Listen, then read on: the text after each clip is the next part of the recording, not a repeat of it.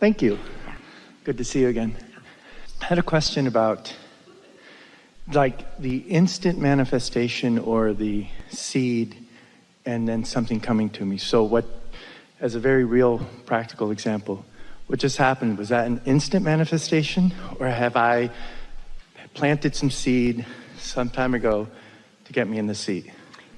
It is always that. There is always something that has come before. The reason it feels like instant manifestation is because in the moment, it's happening in this instant, but it's like someone who has been an actor, you often hear it, that they had overnight success after 30 years of no work. But once they come on the scene, it looks like instant success because it looks like they came out of nowhere. So the question is really, how aware of the vibrational evolving have you been? You see, this is the subject of thoughts turning to things. And humans want to call it manifestation in the moment it bursts into the thing or into the experience or into the tangible, when there's so much that has happened along the way first. And so there are two reasons that you might not be aware of the difference between thoughts turning to things and instant manifestation. One is you just might not be sensitive to your energy, which is not the case with you. The other is you might just be so accustomed to the feeling of alignment that the feeling of alignment is just the way it is, and then when things manifest, it's like, oh yay. And that is the case with you. It's interesting because you called us over there. In other words, we're sort of looking over there, and there you were. You were undeniable because your expectation was very strong. And that expectation was in place before that moment. And so there you were. And did you notice, we certainly noticed, that there was no hesitation. Your expectation was so strong that you were almost in the air on your feet before we even got the point finished. Yeah. So. And so, how do I stay there all the time? You don't. But the way you improve the odds of being there more is by reveling in how good it feels when it does happen and never lamenting when it doesn't. It's all about the book of positive aspects rather than the book of trying to fix things that are broken. So if we can talk from a contrast standpoint, right? So earlier you were saying when, like, I don't want to say... What if, because there are pieces of resistance on your path always, and what if your inner being, who knows where you are in relationship to where you want to be and knows where all of those pieces of resistance are, what if your inner being calls you to something that you would call unwanted on your way to something else that you would call unwanted, on your way to something that you would call greater clarity, on your way to what you want? Your inner being can't call you to a place that you're unwilling to go. That's what we were talking about with our friend. Your inner being can't assert a vibration that's so strong that it will overcome your resistance. But your inner being, wise inner being, knowing what your resistance is, knows that you could come to this piece of resistance, which is slightly less, and then to this piece of resistance, which is slightly less, and to this piece of resistance, which is slightly less, which is usually what the pattern of thoughts turning to things is. But what if from where you stand to where you want to be, there is no resistance? That's what you want to call instant manifestation. Good clarity. Did you get that? Mm-hmm. But don't you sort of kind of have to make peace with wherever you are? Don't you sort of want to say, my path of least resistance shouldn't matter to me because it doesn't matter to my inner being? That's like saying, I'm going to go on a vacation and I'm going to get on the cruise ship in Fort Lauderdale, but first I got to get to Fort Lauderdale, and then being bummed that you're not just already in Fort Lauderdale. I either got to drive or I got to fly. Oh, I want to go on this cruise, but I don't want to do what it takes to get to Fort Lauderdale. You don't want to meditate. We're going to be after you today. You don't want to do what is required to be on the brink of instant manifestations. You just want instant manifestations. Well, cut it out. Start enjoying the journey, because there is satisfaction in releasing resistance, yes? Isn't it fun to sort of get where you're going through paying attention? Don't you like to be guided? And really, we know for sure that there's not one of you. Let's talk about just a physical excursion or journey somewhere. There's not one of you that wants to just go directly from where you are to there, when there's so much wonderful stuff to see along the way. So many encounters and adventures and people to see and fun to be had. The manifestation that you're looking for, the instant manifestation that you think you want. We're just going to enjoy this for a while before we tell you. Is only your excuse for the journey anyway. And the journey is so wonderful, even when it isn't. Because even when it isn't, it shores up what you want. So we're not really big fans of encouraging you to want instant manifestation. First of all, because it's fiction. And next of all, because it's more fun to have a journey than to just teleport somewhere into an experience. You do that in your dream state all the time. How do you like that?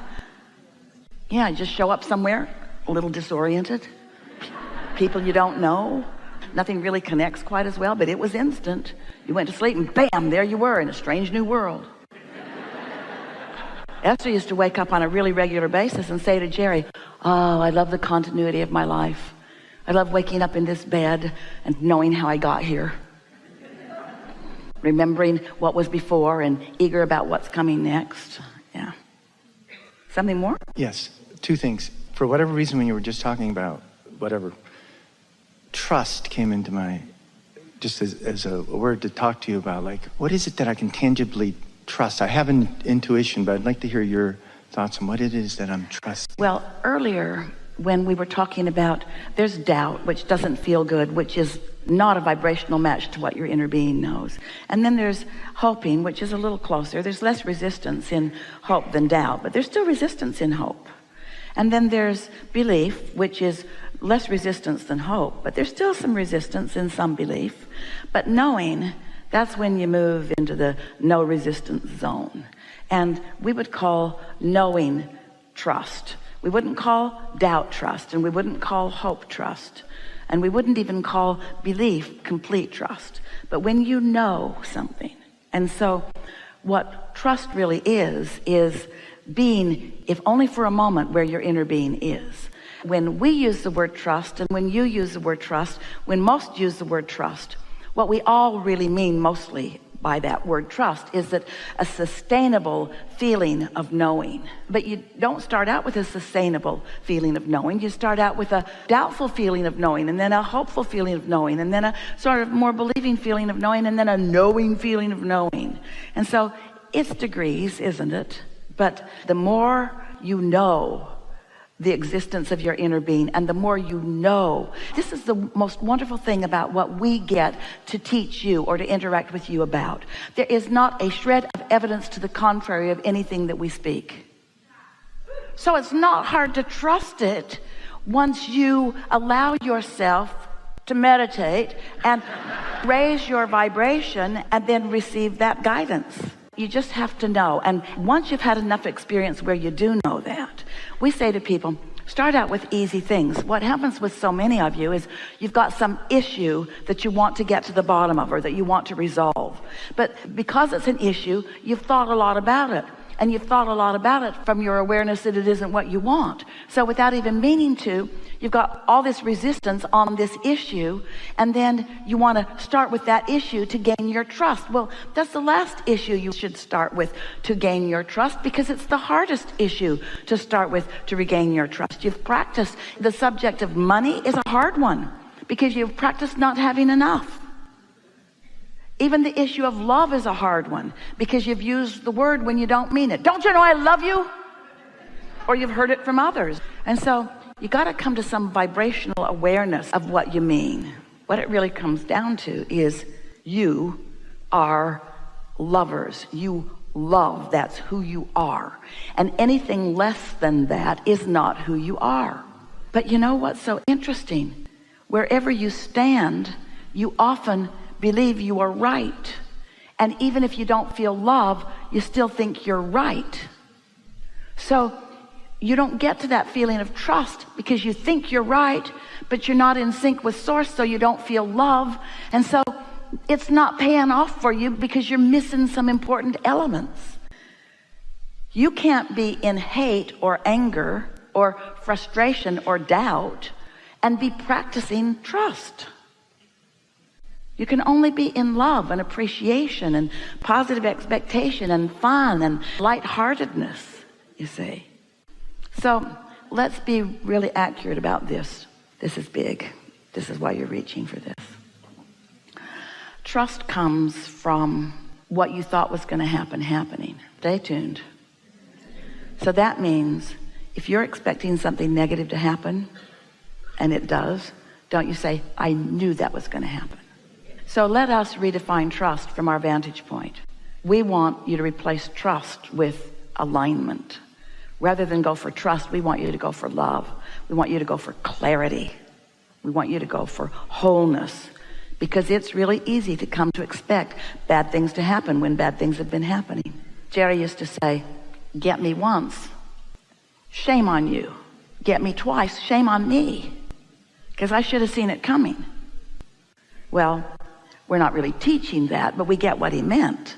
When something happens and you're able to make the correlation between what you've been expecting and what comes, a lot of people who are not tuned in, tapped in, turned on, they can't get past your expectation. So your expectation evokes from people. In other words, that's what the law of attraction is. It's attraction, it's attraction, it's attraction. So you get what you think about, which means you come to trust those outcomes. But it's only when you factor in your alignment factor in what you're coming to trust that you really have your ability to deliberately create. Did you follow all of that? Yes. If someone always behaves in some way and you just expect them to behave in that way, and every time you're with them they behave in that way, you've come to trust that they're going to behave in that way. So that trust is not the way you want to use it, is it? And yet, isn't it a sort of trust or expectation? So we think trust is nothing more than expectation. And we would replace that word with something that is only rooted in source energy connection. So we'd call it alignment or love.